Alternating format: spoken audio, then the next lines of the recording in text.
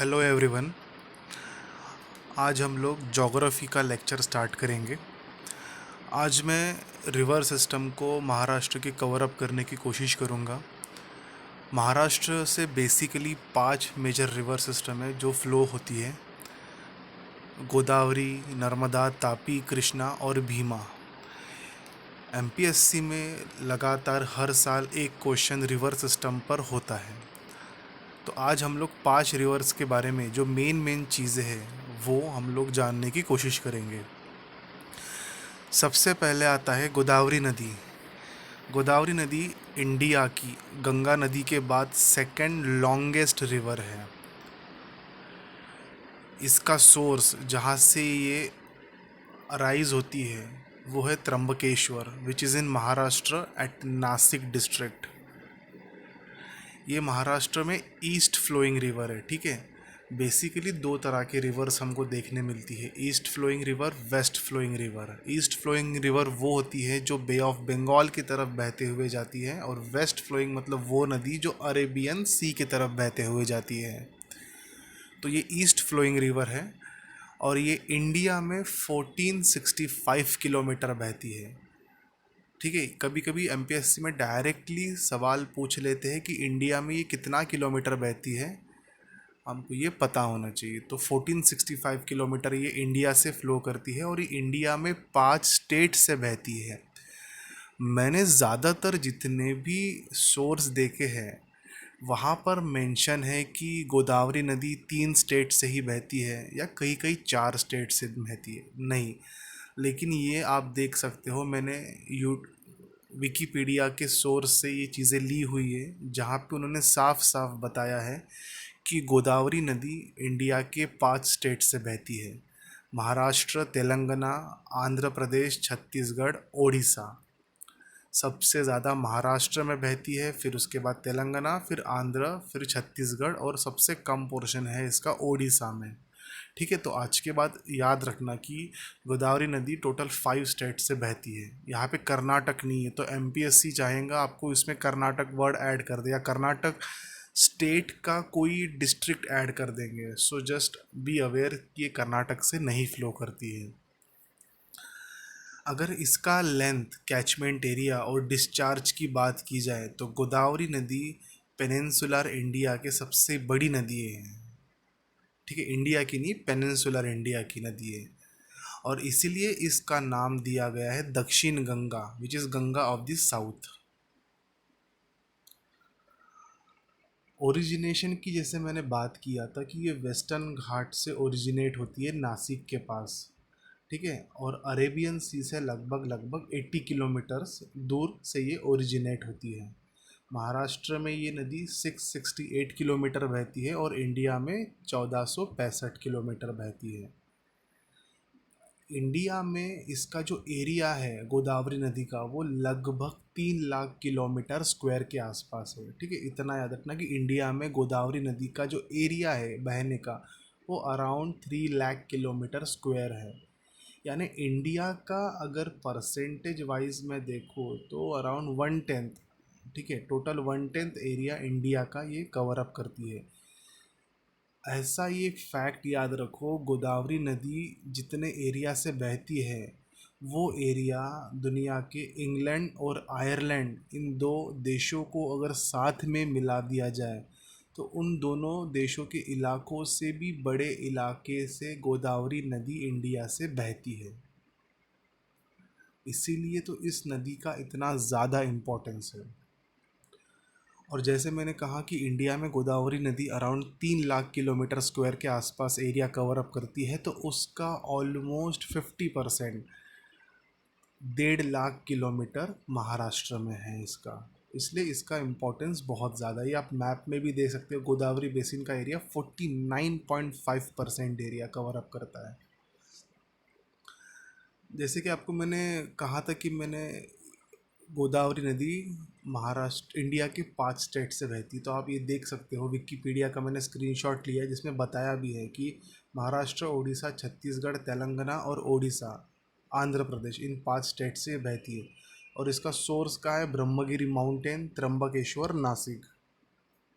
ठीक है, ब्रह्मगिरी माउंटेन याद रखना, त्र्यंबकेश्वर एरिया और नासिक से ये बहती है। महाराष्ट्र में भी अभी देखा जाए, जैसे आपने देख लिया कि इंडिया से तो 5 स्टेट से बहती है, लेकिन महाराष्ट्र के कितने स्टेट से बहती है? तो गोदावरी नदी महाराष्ट्र के टोटल 8 स्टेट से बहती है। तो यही चीज़ भी आपको याद रखनी है। उन 8 स्टेट्स के नाम पूछ ले तो नासिक, फिर उसके बाद जाती है अहमदनगर, अहमदनगर के बाद औरंगाबाद, औरंगाबाद के बाद जालना, फिर बीड़, फिर परभनी, फिर नांदेड़ और फिर गढ़चिरौली। ठीक है, याद रखना इसमें वर्धा नहीं है, ना ही यवतमाल है, ना ही चंद्रपुर है। एमपीएससी कंफ्यूज करने के लिए बोल सकती है कि नांदेड़ के बाद ये यवतमाल से क्रॉस होते हुए चंद्रपुर से होते हुए जाती होंगी, लेकिन नहीं।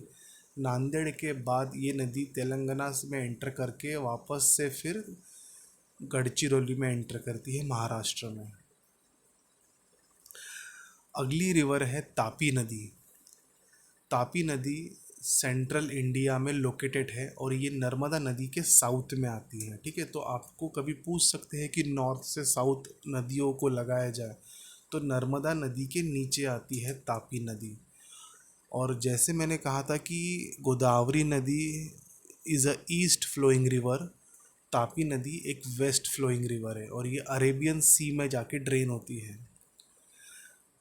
तापी नदी का जो एरिया है, लेंथ है, वो अराउंड 700 किलोमीटर बहती है और ये 3 स्टेट से बहती है। कौन से? मध्य प्रदेश, गुजरात एंड महाराष्ट्र। ठीक है, जैसे 700 किलोमीटर ये इंडिया से बहती हुई जाती है, वैसे ये महाराष्ट्र से 208 किलोमीटर बहते हुए जाती है। और ऐसा कहते हैं कि महाराष्ट्र की लॉन्गेस्ट वेस्टवर्ड फ्लो रिवर है तापी। ठीक है, लॉन्गेस्ट नहीं बोला, वेस्टवर्ड लॉन्गेस्ट बोला मैंने। और ये महाराष्ट्र के 4 डिस्ट्रिक्ट को कवर अप करती है। अमरावती सबसे पहले, फिर उसके बाद जलगांव, फिर धुले, फिर नंदुरबार। ठीक है, तो ये आप देखोगे कि अमरावती आपको राइट साइड में मिलेगा, फिर उससे राइट टू लेफ्ट हम लोग आते हैं, तो अमरावती के बाद जलगांव, जलगांव के बाद धुले, धुले के बाद नंदुरबार। ओके, और ये जो नदी है तापी, ये अरेबियन सी में जाके ड्रेन होती है सूरत के पास, Surat which is in Gujarat. Tapi नदी को खानदेश कन्या के नाम से भी जानते हैं। अब खानदेश, खानदेश डिस्ट्रिक्ट आपको पता होगा, धुले, नंदुरबार, जलगांव, ये जो जितने ऊपर के जो डिस्ट्रिक्ट्स हैं इनको खानदेश हम लोग के नाम से जानते हैं, तो इसलिए इस नदी को खानदेश कन्या के नाम से भी हम लोग जानते हैं। It is interesting to note that the peninsular river, वो पेनिनसुलर नदियाँ जो अरेबियन सी में जाके फॉल होती है, वो कभी डेल्टा नहीं बनाती, एस्चुरीज बनाती है। क्यों?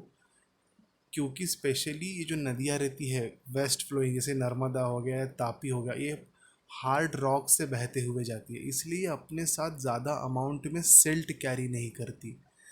कभी अगर आपको क्वेश्चन आ जाए कि why west flowing river do not form delta, so it's simple, ये रीज़न है कि west flowing river hard rock से बहते हुए जाती है, इसलिए वो बारीक बारीक सिल्ट इकट्ठा नहीं कर सकती। और ये आपको जो फ़ोटो दिख रही है, ये तापी नदी का फ़ोटो है। अगली नदी है भीमा रिवर। भीमा रिवर जिसको चंद्रभागा नदी के नाम से भी जानते हैं। चंद्रभागा क्यों कहते हैं? क्योंकि इसका शेप जो है ना, पंढरपुर के पास चांद जैसा दिखता है, इसलिए इसको चंद्रभागा नदी के नाम से हम लोग जानते हैं। साउथ इंडिया की और वेस्टर्न इंडिया की मेजर नदियों में से ये एक है भीमा नदी। ठीक है, भीमा नदी साउथ ईस्ट फ्लो करती है। ठीक है, आप देख सकते हो ये मैप में, साउथ की तरफ और ईस्ट की तरफ ये फ्लो करते हुए जाती है 861 किलोमीटर। और ये 3 स्टेट से बहती है, महाराष्ट्र, इंडिया के महाराष्ट्र, कर्नाटका और तेलंगाना। ठीक है, ये आपको याद रखना है कि भीमा महाराष्ट्र, कर्नाटका, तेलंगाना नदी से बहते हुए जाती है और ये कृष्णा नदी में मिल जाती है बाद में। ठीक है, बेसिकली भीमा नदी जो है वो कृष्णा नदी की ही ट्रिब्यूटरी है, बट ये नदी महाराष्ट्र में काफ़ी अच्छा खासा एरिया कवर अप करती है, इसलिए हम इस नदी को सेपरेटली पढ़ते हैं। ये जो आप फोटो देख रहे हो, देखो मून की तरह इसका लगभग शेप दिखता है, तो इसी नदी को चंद्रभागा नदी के नाम से हम लोग जानते हैं। भीमा नदी ओरिजिनेट जो होती है ना, वो पुणे ज़िले के एक खेड़ तालुका है। उस खेड़ तालुका में एक भीमा शंकर की पहाड़ी है, उस भीमा शंकर की पहाड़ी की तरफ से ये ओरिजिनेट होती है। ठीक है। जैसे हमने देखा था कि गोदावरी नदी त्र्यंबकेश्वर के पास से ओरिजिनेट होती है, वैसे भीमा नदी भीमा शंकर की पहाड़ियों से खेड़ तालुका पुणे डिस्ट्रिक्ट के पास से ओरिजिनेट होती है। बेसिकली भीमा नदी पर अराउंड 22 डैम्स बने हुए हैं। तो आपको कभी पूछ सकते हैं which was the first dam of on Bhima river. So it was Chaskaman dam which is in Khed taluka in Pune district. और इसी नदी पर सबसे जो बड़ा डैम है अपने कैपेसिटी के वाइज, वो है उजनी डैम, जो कि सोलापुर डिस्ट्रिक्ट में आपको देखने को मिलेगा। तो ये दो फैक्चुअल चीज़ें आप याद रखना कि फर्स्ट डैम था चासकमन डैम, और जो सबसे बड़ा डैम है लार्जेस्ट डैम वो है Ujani dam which is in Solapur district. ठीक है। आगे चल के भीमा नदी कृष्णा नदी से मर्ज अप हो जाती है कर्नाटका और तेलंगाना के बाउंड्री पर। ठीक है। Raichur district which is in Karnataka, उसके 24 किलोमीटर ऊपर कुरुगुड़ी के पास एक जगह है, वहाँ पर ये मिल जाती। तो अगर आपसे पूछा कि भीमा नदी और कृष्णा नदी किस जगह पर मिलती है, तो उस जगह का नाम है Kurugudi. Okay, which is in Karnataka and Telangana border. जब ये दो नदियाँ मिल जाती है, तब आफ्टर उस पॉइंट के बाद ऐसा कहते हैं कि भीमा नदी एक्चुअली कृष्णा नदी से बड़ी है लेंथ वाइज। तो ये आपको फैक्चुअल सवाल पूछा जा सकता है कि क्या या स्टेटमेंट दे देगा कि भीमा नदी is actually longer than Krishna नदी इन लेंथ। तो आपको लगेगा नहीं यार, भीमा नदी तो ट्रिब्यूटरी है कृष्णा नदी की, ये कैसे लंबी हो सकती है, लेकिन ये एक्चुअली है। इसीलिए हम लोग सेपरेटली भीमा नदी को पढ़ते भी हैं। महाराष्ट्र से ये 3 जिलों से बहती है। ठीक है। ये आपको याद रखना है। जैसे इंडिया में भी ये 3 जिलों से बहती है, वैसे इंडिया के 3 स्टेट से बहता है, वैसे महाराष्ट्र की 3 डिस्ट्रिक्ट से बहता है, पुणे, अहमदनगर, सोलापुर। ठीक है। इंडिया में 860 किलोमीटर ये फ्लो करता है, और महाराष्ट्र में उसका आधा 450 किलोमीटर ये फ्लो करता है। ठीक है। अगली रिवर है कृष्णा नदी। कृष्णा नदी इंडिया में गंगा, गोदावरी और ब्रह्मपुत्रा के बाद 4th बिगेस्ट नदी आती है in terms of river basin area. इसका लेंथ ऑलमोस्ट 1288 किलोमीटर्स है। इस नदी को कोल्हापुर में कृष्णावेनी नदी के नाम से भी जानते हैं। तो याद रखना, के फॉर कृष्णा, के फॉर कृष्णावेनी, के फॉर कोल्हापुर। तो ये तीनों नदियों को हम ये नदियों के नाम है जो कोल्हापुर में इसको कहते हैं। महाराष्ट्र, कर्नाटक, तेलंगाना और आंध्र प्रदेश का ये एक one of the major source of irrigation है कृष्णा नदी। ये आप कृष्णा नदी का फोटो भी देख सकते हो। कृष्णा नदी बेसिकली अगर मैं देखूँ तो सातारा डिस्ट्रिक्ट में जो महाबलेश्वर है, वहाँ से कृष्णा नदी ओरिजिनेट होती है। तो अगर आपको याद रखना भी है तो अपने महाबलेश्वर से महाभारत याद रखना, और महाभारत में सबसे इम्पोर्टेंट कैरेक्टर विच इज़ इन कृष्णा। तो आप महा और भारत और कृष्णा वैसा रिलेट करके याद रख सकते हो कि कृष्णा नदी महाबलेश्वर से ओरिजिनेट होती है विच इज़ इन सातारा। कृष्णा नदी 1400 किलोमीटर्स की लेंथ कवर अप करती है, और अराउंड 282 किलोमीटर्स महाराष्ट्र में इसका एरिया है। और कृष्णा नदी पर सबसे जो बड़ी सिटी है वो है विजयवाड़ा। अगली रिवर है नर्मदा। नर्मदा नदी को रेवा नाम से भी जानते हैं, और इस नदी को पहले नर्मदा या नरबुड़ा इस नदी के नाम से भी जानते थे। ये रिवर मध्य प्रदेश, महाराष्ट्र और गुजरात 3 स्टेट में लोकेटेड है, और इस नदी को life line of Madhya Pradesh and Gujarat कहते हैं। ठीक है। नर्मदा नदी मध्य प्रदेश के अमरकंटक प्लेट्यू से ओरिजिनेट होती है, और अनूपपुर डिस्ट्रिक्ट वहाँ से ये ओरिजिनेट होती है। नर्मदा नदी ट्रेडिशनल बाउंड्री बनाती है नॉर्थ इंडिया और साउथ इंडिया की। तो अगर आपको किसी ने पूछा कि which river marks form the traditional boundary of north India and south India, तो आप आंसर दे सकते हो नर्मदा नदी। और नर्मदा नदी की जो लेंथ है वो अराउंड 1300 किलोमीटर के आसपास है, और महाराष्ट्र में बहुत कम 54 किलोमीटर का एरिया कवर करती है, वो भी सिर्फ एक डिस्ट्रिक्ट में, वो है नंदुरबार डिस्ट्रिक्ट। तो आप ये देख सकते हो मैप इंडिया में, और इसका बेसिकली रिवर का मैप। और ये आप फोटो भी देख सकते हो नर्मदा नदी का। ठीक है, तो यहाँ तक कि बेसिकली हमने रिवर के बारे में आज पढ़ा, नर्मदा नदी, कृष्णा नदी, भीमा नदी और गोदावरी नदी। सो आई होप आपको ये बेसिक समझ में आ गए होंगे point. Thank you so much.